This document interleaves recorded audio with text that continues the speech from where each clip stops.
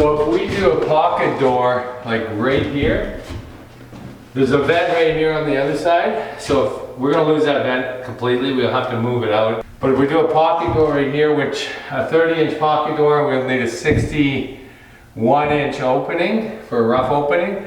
And then that's where our pocket door will sit, and then we'll frame in on the inside of that living room to make this work. So we're gonna pull this jamb out of here. So if you wanna go ahead and do that, that's cool.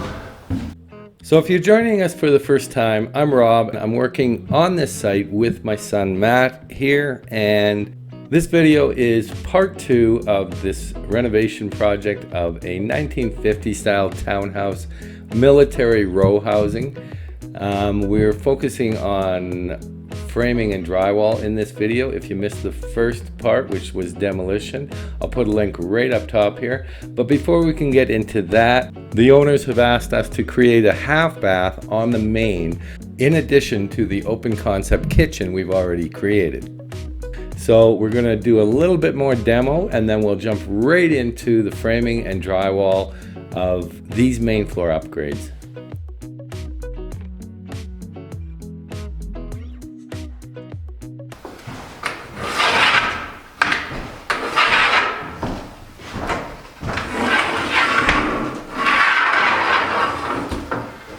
Tape measure and 70.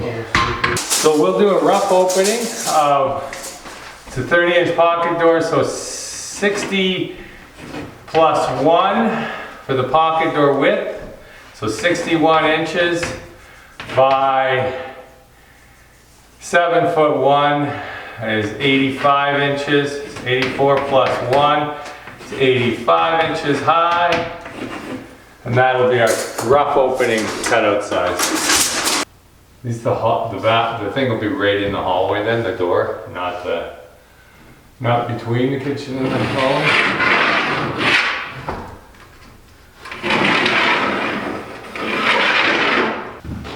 Okay, 61 by 85. Perfect.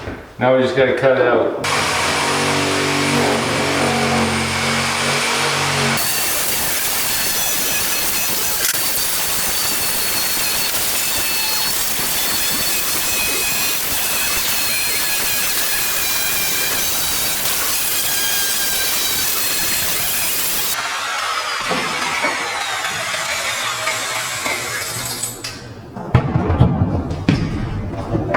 So, that's what we're going to do.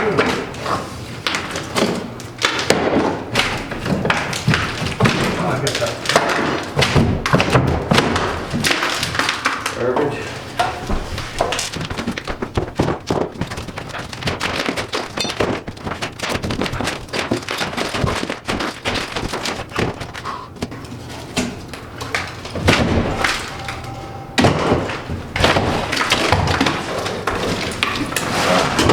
See, that's what happens.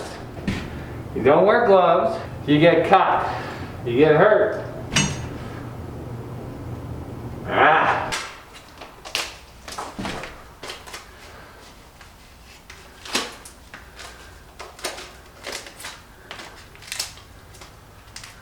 That's as good as new.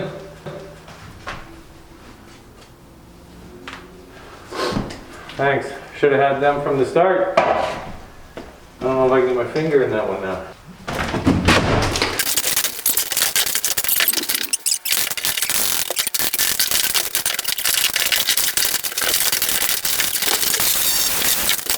I think we just cut this right here. Honestly. If we cut that, then pull these right out, this becomes a straight wall. This door that used to be here doesn't look like a door anymore, a door opening.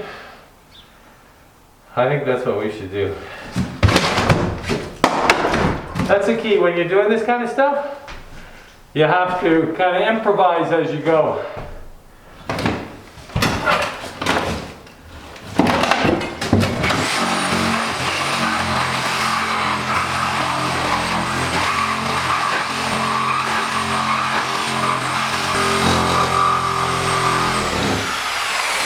That is one install a piece of wood.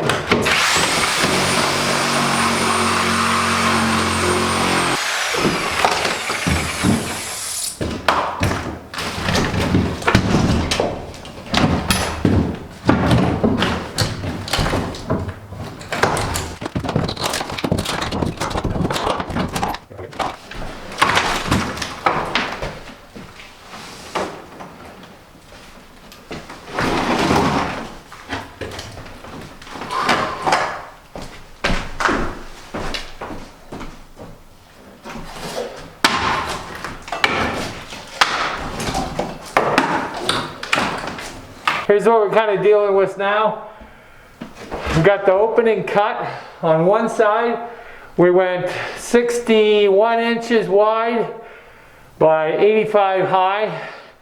Now we're going to mark out the corners on the other side of the living room and then take that drywall off, and then we should be able to cut the studs, get them out of here, and then install or be ready to install a 30-inch pocket door. And I think this will be a great improvement. I'll take it around to the other side. So the plan is to bring the half bath out to the edge of this wall and then bring it this way right to about here.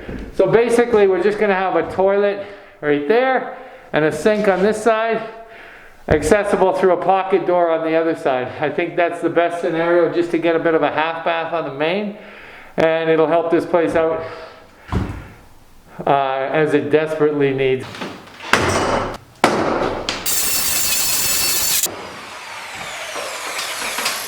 This blade is done.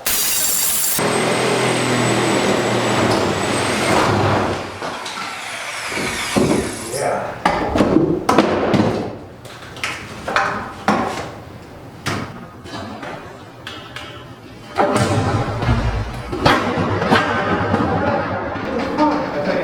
I didn't have it. You pushed on it.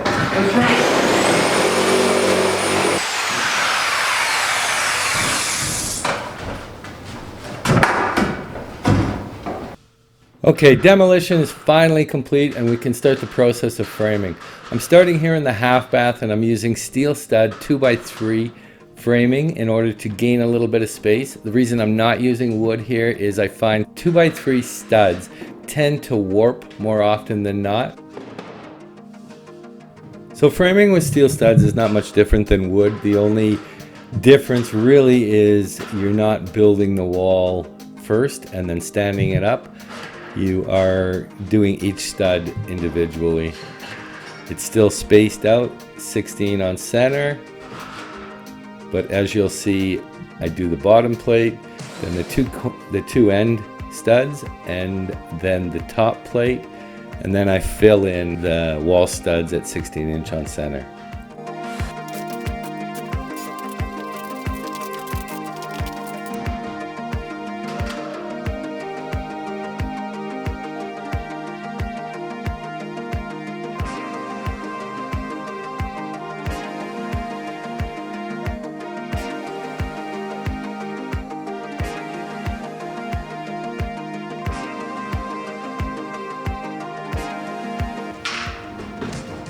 So once all these steel studs are cut and placed into position, you simply go around and screw them together with wafer screws. So that finishes up the half bath framing, and now we're going to move on to wood framing in the kitchen area. So before I can start any wood framing in the kitchen side, I need to remove this HVAC vent and reroute it. So I'm just taking care of that now, and then we'll jump into the framing side of things.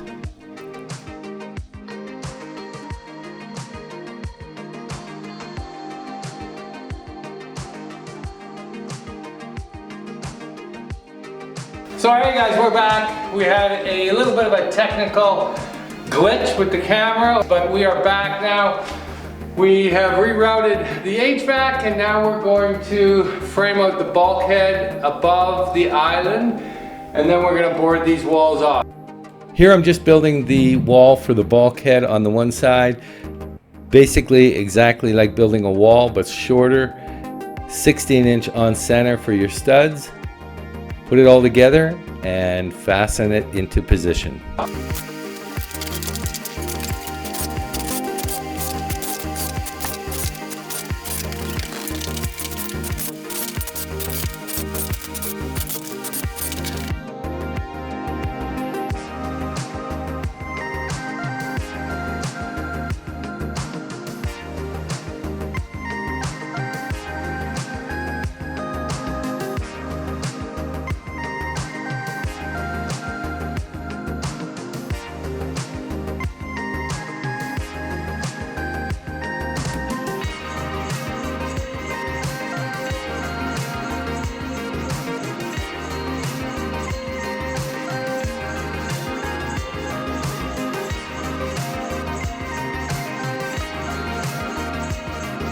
Okay, that's gonna wrap it up for framing.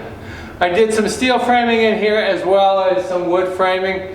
This bulkhead was kind of an afterthought because we needed a junction box for some wires.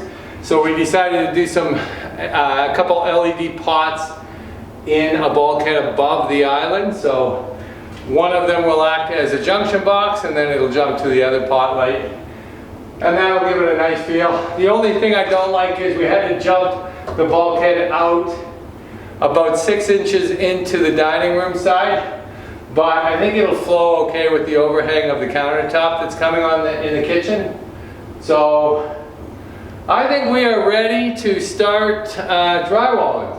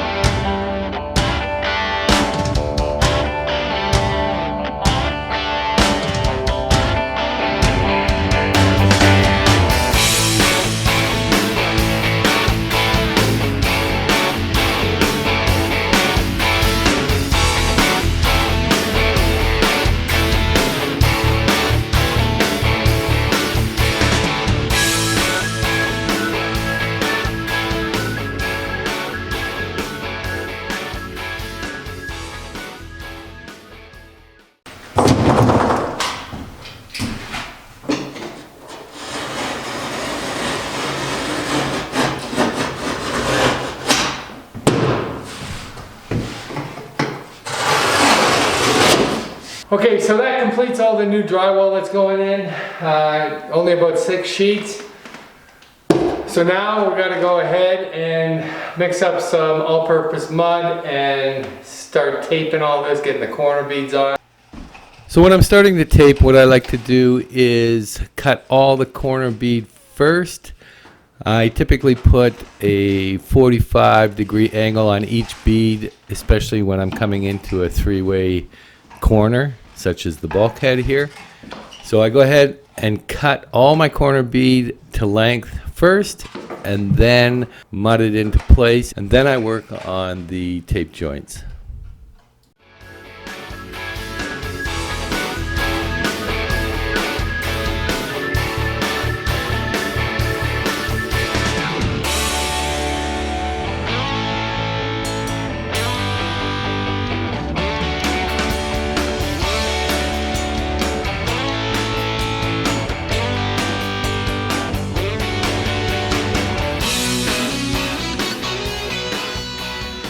So once I have all the corner bead on, I like to go around with my 6-inch trowel and just hold it against the corner bead and the drywall to make sure that there's a gap in between for the following coats of mud.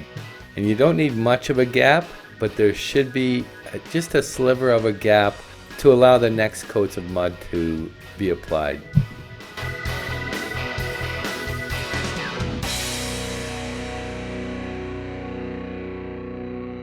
Okay, so now that I've got all the corner bead on, mudded in place, I'm going to start taping out all the seams.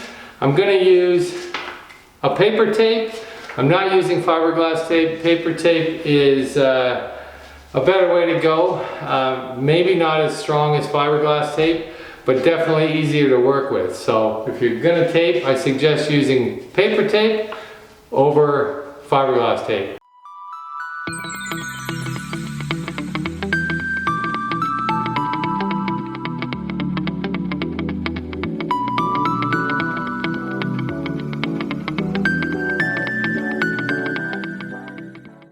All right, it's been about a day since we put all the tape and corner bead on. The mud has dried and I am coming back to recoat as well as skim out some of these walls. Right now I'm skimming out the kitchen area. I don't really need to do this, but it's easier to hang cabinets when I've got flat walls. So I'm gonna put 3 coats of mud over all these old cabinet lines. The walls are pretty wavy, so that should help out with our cabinet installation as well as the tile backsplash that's going to be installed. So I'm going to fly through this. This is going to take about 4 days to get these 4 coats on. So sit back, enjoy, and once all these coats are dry, we can get into the best part, sanding.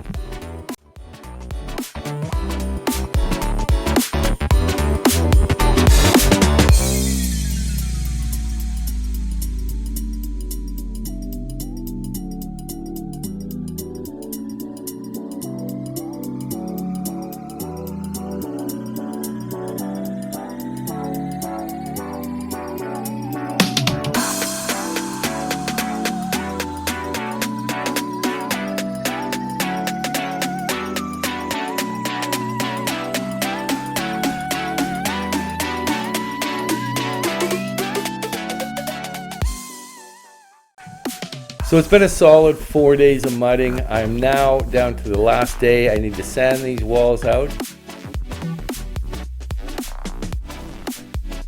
So I start the sanding process with a pole sander. Once I pole sand all the walls, all the mud, then I come around with a sponge sander and go over the whole thing once again by hand, making sure every edge, every corner, everything is hit and ready for the painters.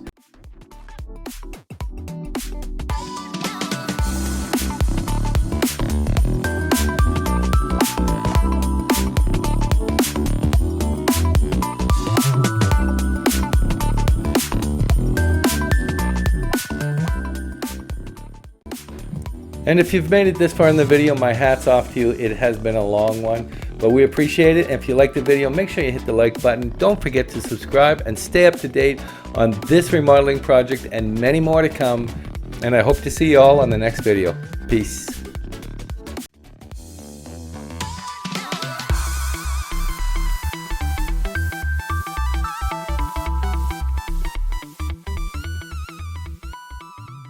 Was not fun. What do you think? Nothing to say, hey?